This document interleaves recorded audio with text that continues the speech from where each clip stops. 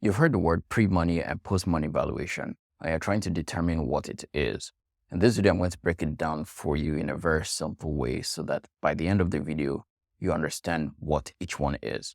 So for pre-money valuation, a good way to think about it is an investor comes to you and they want to invest in your company. They've seen what you've done, they love it, and they're like, okay, I want to put in 200K for 10% of the company.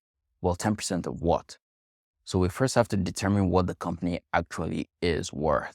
And there's many ways this is supposed to happen. Technically, they're supposed to get an external party that will come take a look at your company, at the assets you have, the income and the cash flow, and determine what the value of the company is.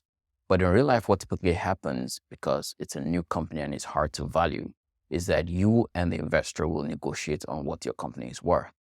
So let's say you say, hey, my company is worth $3 million. I have projected income. Our technology is very good. We either have patents or we have a huge market opportunity that we think this right now could be worth as much as 3 million. The investor looks at it and it's like, you guys have no sales. And yes, you have projected revenue, but it's not real revenue. So it cannot be worth 3 million. I'm going to say it's worth 1 million. You guys go back and forth. And at the end of the day, you guys agree your company is worth 2 million. Now that 2 million that you've agreed your company is worth is the pre-money valuation. Meaning before anything else has been added to the company, your company today is worth $2 million.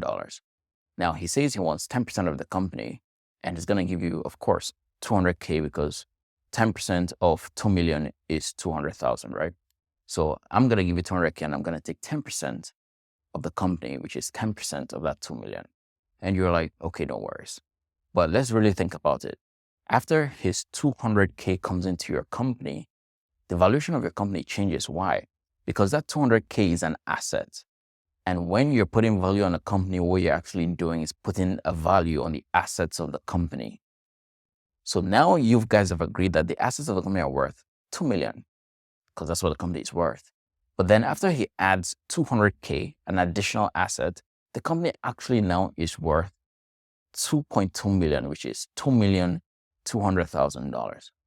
Now, if you really think about it, he wanted 10% of the company, but after his own assets are added to the company is worth 2.2 million, and 10% of 2.2 million is 220,000. But he only bought $200,000 worth of shares.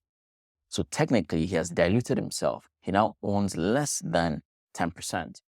And that's why post-money valuation is important, because the investor will want, in some cases, to negotiate that the 10% they're asking for is to be 10% of the company after their money has come in.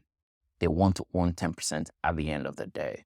So in essence, they're asking for a discount on the pre-money valuation as well, because you'd have to reduce the pre-money valuation in order to give them that 10% after their money has come in. So that's the difference between both, and that's why each one is important.